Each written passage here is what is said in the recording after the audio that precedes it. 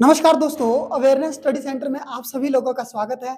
जैसे कि आज जो है हमारी हिस्ट्री से रिलेटेड सेकंड वीडियो है जिसमें हम जानेंगे कि इतिहास जो है कितने भागों में विभाजित किया गया है और जो है वो कौन-कौन से भाग हैं, उन सब का वर्णन जो है आज हम करने वाले हैं। तो चलिए शुरू करते हैं।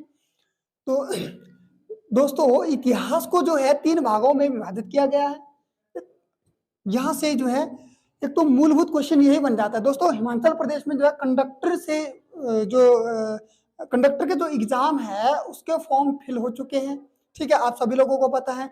तो उनमें जो है कंडक्टर जो हमारा पोस्ट है उसमें जो है इस तरह के प्रश्न पूछे जाते हैं कि जो है इतिहास के कितने भाग हैं। ठीक है, तो ये जो है क्वेश्चन यहाँ से भी बन जाता है। चलिए बात करते हैं कि इतिहास के कितने भाग हैं। तो दोस्तों इतिहास के 3 भाग हैं। पहला जो है वो प्रागैतिहासिक काल है, दूसरा जो है आद्य इतिहास है, आद्य या ऐतिहासिक काल है। ठीक है, आद्य ऐतिहासिक काल। ठीक है, तीसरा जो है हमारा ऐतिहासिक या इतिहास है। ठीक है, ऐतिहासिक काल या इतिहास। ठीक है, तो दोस्तों कितने काल हैं, सॉरी कितने भाग हैं? 3 भाग है। कौन कौन से हैं? प्रागैतिहासिक काल, ठीक है, दूसरा जो है आद्य ऐतिहासिक काल और तीसरा जो काल है दोस्तों वो ऐतिहासिक काल है या जो है इतिहास के नाम से हम इसको जानते हैं।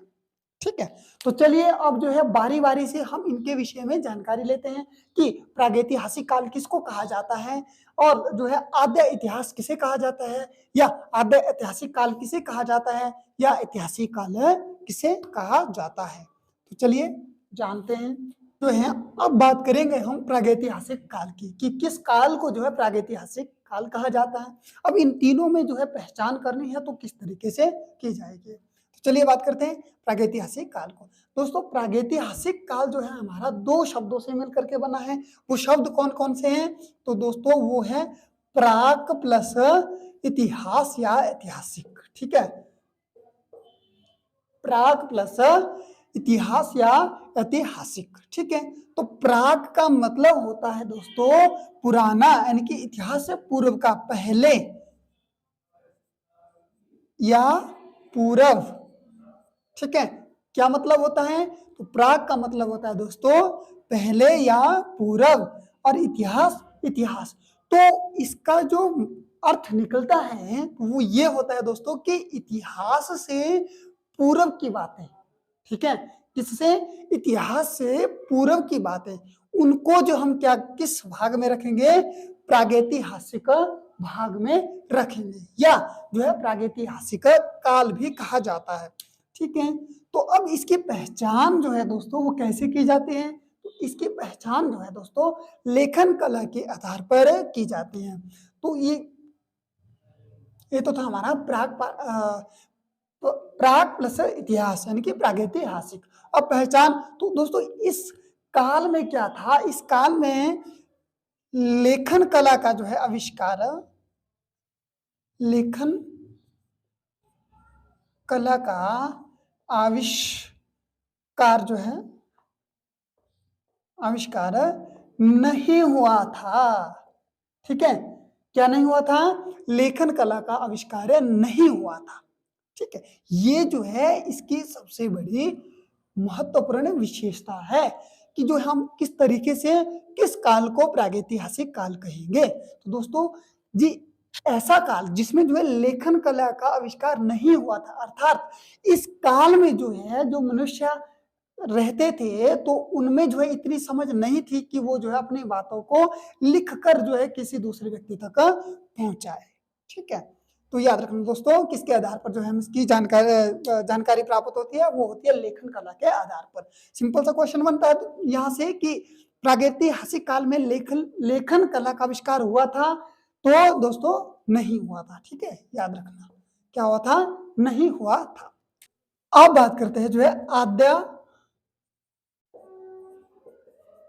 इतिहास की। ठीक है, किसकी? आद्य इतिहास काल की।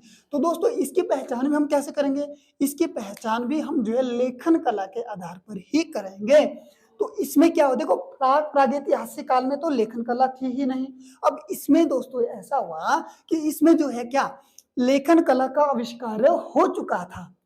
तो यहां से प्रश्न बनता है कि किस काल में जो है लेखन कला का आविष्कार हो चुका था। तो दोस्तों वो आद्य इतिहास काल में जो है लेखन कला का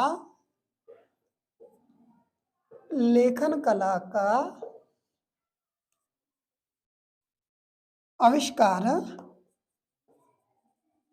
हो चुका था।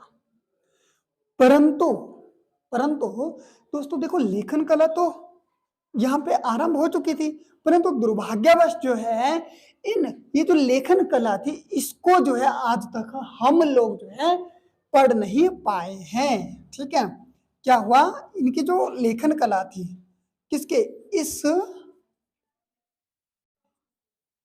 काल की लेखन कला को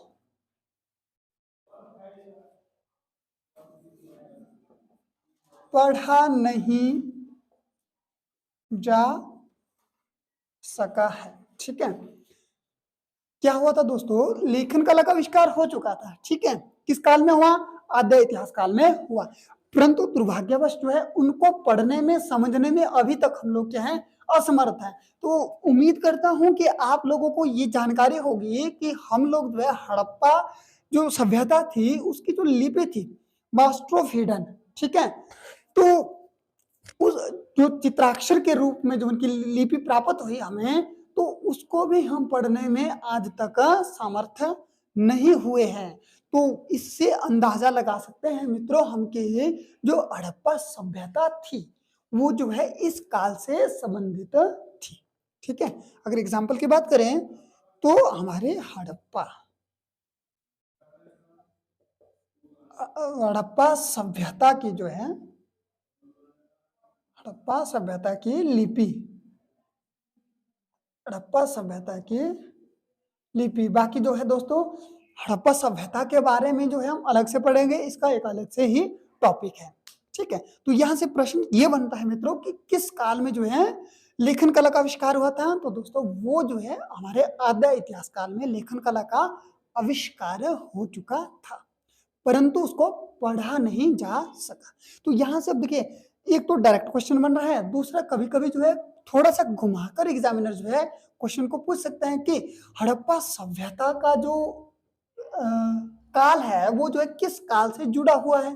तो ऑप्शन में आपके पास आ जाएगा प्राग प्रागैतिहासिक काल, आद्य ऐतिहासिक काल या ऐतिहासिक काल।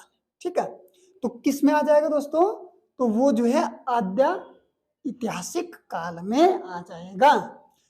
तो ये था हमारा आद्य ऐतिहासिक काल। अब बात करते हैं जो ऐतिहासिक काल की या इतिहास की।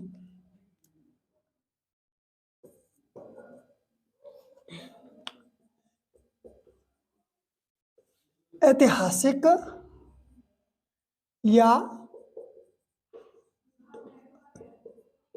इतिहास। ठीक है, अब देखो आप लोगों ने भी जो है क्या अंदाजा लगा लिया होगा कि हम बात किसके ऊपर कर रहे हैं। हम दोस्तों बात जो है लेखन कला के ऊपर कर रहे हैं। अब एक ऐसा युग था, एक ऐसा काल था जिसमें लेखन कला का बिल्कुल भी आविष्कार नहीं हुआ था। फिर एक ऐसा काल आया जिसमें लेखन कला का आविष्कार तो हुआ लेकिन उसको पढ़ा नहीं जा सका। अब दोस्तों क्या है, अब ऐसा काल आया है, एक ऐसा समय खंड आया है जिसमें जो है क्या होगा, लेखन कला भी होगी, लेखन कला भी होगी, प्लस दोस्तों इसको जो है समझा भी जा सकता है और पढ़ा भी जा सकता है, समझा भी जा सकता है और पढ़ा भी जा सकता है। ठीक है, तो जो आधुनिक इतिहास जो जैसे कि हम लोग पढ़ रहे हैं, तो दोस्तों वो सारा का सारा हमारा ऐतिहासिक काल में या इतिहास में आ जाएगा। इसकी सिंपल सी जो पहचान क्या है दोस्तों, इसकी सिंपल सी पहचान यह है कि इस काल में जो है लेखन कला तो पहले से थी। ठीक है, अब इन लेखन कला को समझा भी जा सकता था और पढ़ा भी जा सकता है। ठीक है, तो ये था हमारा ऐतिहासिक काल। ठीक है, अब जो है इन सब का हम बारी बारी से दोबारा से खंडन करते हैं, इन सब के बारे में जानकारी लेते हैं कि प्राग प्रागैतिहासिक काल के कितने उपभाग हैं, उनमें जो है मानव रहते थे तो वो किस स्थिति में रहते थे, किस दशा में रहते थे, उस समय का जो है सबसे बड़ा आविष्कार क्या था? तो चलिए दोस्तों जानते हैं उसके बारे में। तो दोस्तों अब बात कर लेते हैं हम जो है प्रागैतिहासिक काल के बारे में, ठीक है? तो आप लोगों को जो है इसकी परिभाषा या इसकी पहचान के बारे में जानकारी मिल चुकी होगी। अब बात करते हैं कि जो प्रागैतिहासिक काल है या इसको प्री हिस्टोरिक पीरियड भी कहते हैं। दोस्तों क्या कहते हैं? प्री हिस्टोरिक पीरियड भी कहते हैं अंग्रेजी में, और या कभी-कभी जो इसको प्राक प्रागैतिहासिक काल भी कहते हैं। इस बात का भी आप लोगों ने ध्यान रखना। क्या कहते हैं? प्राक प्रागैतिहासिक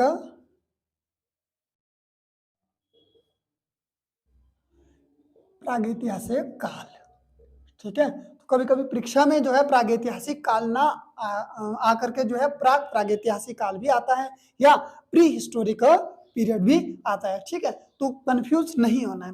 तो अब बात करेंगे कि प्रागैतिहासिक काल जो है उसके कितने भाग हैं, ठीक है? तो जिस तरह से इतिहास के 3 भाग थे दोस्तों, ठीक उसी तरह से प्रागैतिहासिक काल के भी 4 भाग हैं। वो कौन-कौन से हैं? तो वो मेरे प्यारे दोस्तों वो है पूरा पाषाण काल, आप लोगों ने इसका नाम सुना होगा, ठीक है? जब हम इतिहास पढ़ते हैं तो बहुत सी चीजों के बारे में जब पढ़ते हैं तो उस समय बहुत बार जो है इसका नाम आता है, पूरा पाषाण काल, ठीक है? तो इसके बाद आता है दूसरा मध्य पाषाण काल, ठीक है? तीसरे स्थान पर आता है दोस्तों नव पाषाण काल, ये भी आप लोगों ने पढ़ा होगा। और चौथे स्थान पर जो आता है दोस्तों, या चौथा जो भाग है प्रागैतिहासिक काल का, तो वो है उत्तर पाषाण काल या ताम्र पाषाण काल, ठीक है?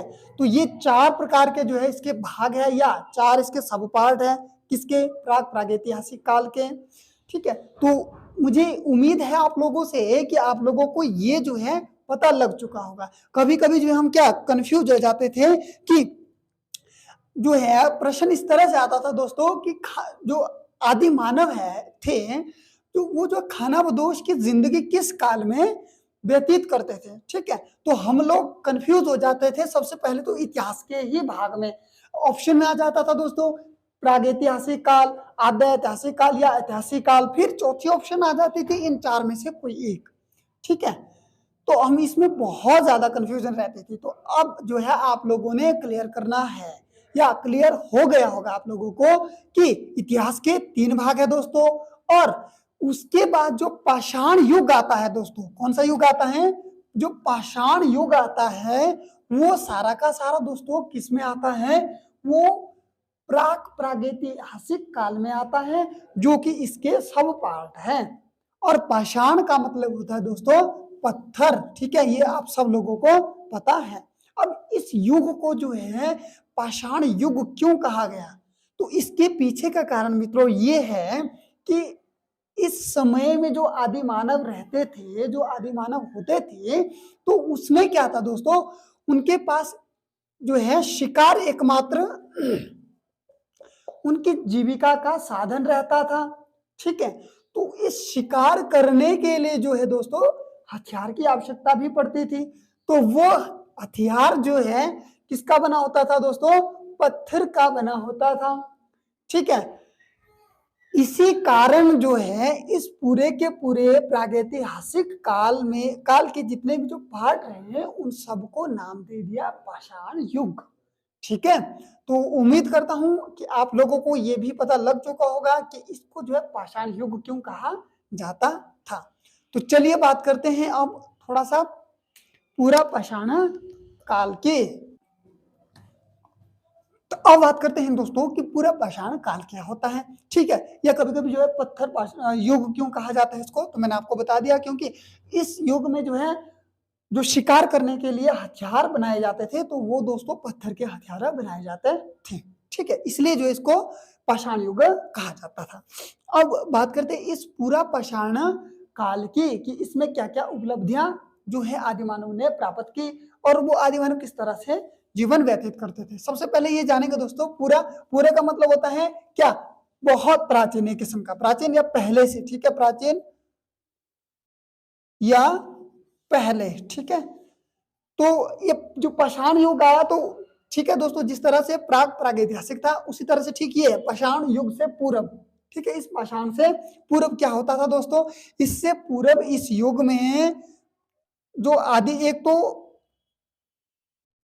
आदि मानव जो है इस युग में निवास करते थे, ठीक है। अब इनका जो जीवन यापन था मित्रों, वो कैसा था, वो खानाबदोश का था। कैसा था दोस्तों, खानाबदोश का था। अब खानाबदोश क्या होता है, खानाबदोश वे लोग या वे समुदाय या जो है वे जनजाति होती है मित्रों, जो है क्या करता है, उनका प्रमुख कार्य जो क्या होता है, भोजन का संग्रहण करना होता है। दोस्तों इस बात को ध्यान रखना, किसका, इनका प्रमुख कार्य जो क्या होता है, भोजन संग्रहण होता है। क्या कार्य होता है, भोजन का संग्रहण करना, अर्थात इनका प्रमुख कार्य होता है दोस्तों भोजन को एकत्रित करना, इकट्ठा करना। तो अब देखिए दोस्तों, कहीं ना कहीं ये जो है भोजन संग्रहण ये जुड़ा है किससे, पूरा पाषाण काल से, ठीक है। तो सबसे पहले बात करेंगे कि ये जो है इसमें जो लोग रहते थे उनको क्या कहा जाता था, आदि मानव कहा जाता था। वो किस तरह का जीवन व्यतीत करते थे, खानाबदोशी जीवन व्यतीत करते थे, ठीक है। अब ये जो खानाबदोश लोग थे, इनका प्रमुख कार्य क्या था मित्रों, इनका प्रमुख कार्य था भोजन का संग्रहण करना, अर्थात भोजन को एकत्रित करना। तो यहां से प्रश्न जरूर आता है, ये प्रश्न जरूर आता है परीक्षा में, इस तरह से पूछा जाता है दोस्तों कि भोजन संग्रहण का कार्य प्रमुखता जो है किस युग में किया जाता था या किस काल में किया जाता। तो दोस्तों वो आंसर हो जाता है हमारा पूरा पाषाण काल। बहुत ज्यादा महत्वपूर्ण है परीक्षा के दृष्टिकोण से, ठीक है। और ये यहां से भी प्रश्न बनता है कि जो खानाबदोश के जीवन यापन जो है किस युग में किया जाता था, आदिमानव के द्वारा, तो वो भी पूरा पाषाण काल में ही किया जाता था, ठीक है। अब इसके अलावा जो है दोस्तों, इस काल की जो विशेषता है वो ये है कि इस युग में तो इस युग की दोस्तों ये प्रमुख विशेषता है कि जो है आदिमानव के द्वारा इस युग में किसकी खोज की गई, आग की खोज की गई। दोस्तों ये प्रश्न जो है बहुत से परीक्षा में पता नहीं कितनी बार आ चुका है, तो याद रखना है दोस्तों किस युग में किया गया, तो ये दोबारा से किसमें, पूरा पाषाण युग में, ठीक है। किस युग में, पूरा पाषाण युग में। अब दोस्तों देखिए एक महत्वपूर्ण शब्द और आता है इस युग का, उसका नाम है आखेट। दोस्तों क्या नाम है, आखेट। तो आखेट किसे कहा जाता है, आखेट, ठीक है। आखेट ये जो शब्द था दोस्तों, ये शिकारी के लिए यूज किया जाता था। जो जिनका देखो, एक तो दोस्तों क्या था, इस युग में सभी प्रत्येक जो जितने भी आदिमानव थे उन सबका प्रमुख पेशा था जो है क्या, शिकार करना, ठीक है।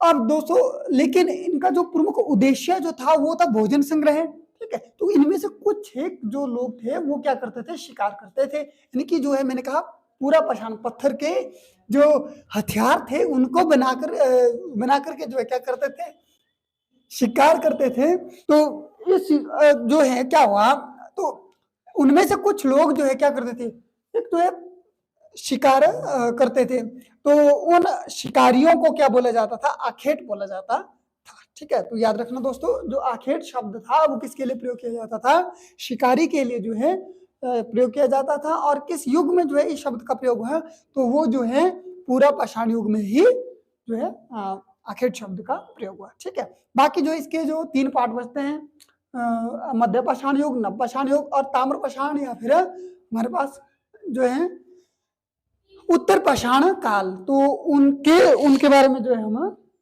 कल अच्छे से पढ़ेंगे। तो कल उनके बारे में जानकारी प्राप्त करेंगे। आज की इस वीडियो में इतना ही, तो कल दोबारा से मिलेंगे इसी टॉपिक को आगे बढ़ाते हुए। तब तक के लिए धन्यवाद।